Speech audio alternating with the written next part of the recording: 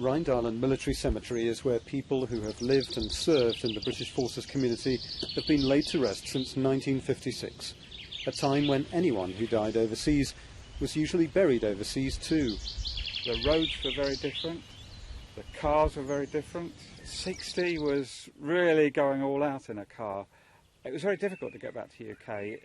If you add to that you had international borders to cross, it was all quite difficult.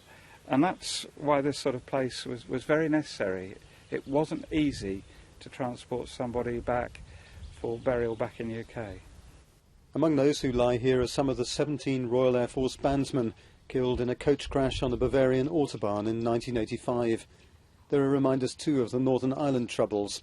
Royal Artillery Major Mike Dillon Lee was a victim of the IRA, shot outside his home in Dortmund in June 1990.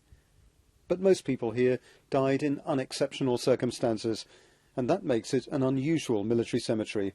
This isn't a collection of people who've died in war, it's a collection of people we've been working with the British military, living over here in Germany. So you have the story of life here captured in many ways in the cemetery, in particular a large number of young. Whole sections devoted to infant graves mostly represent a time before the arrival of new medical technology. Now, as the British forces prepare to pull out of the area, responsibility for the cemetery is being transferred to the Commonwealth War Graves Commission.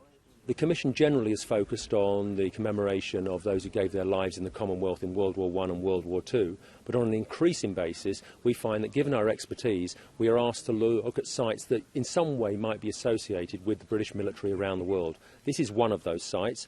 The War Graves Commission says it's impressed by the cemetery and won't be making many changes. With sites in 153 countries, its horticultural expertise might bring some benefits, but for those with loved ones among the 1,778 people buried here, what's really important is a promise to care for the graves in perpetuity. Rob Olver, Forces News, Rheindahlen.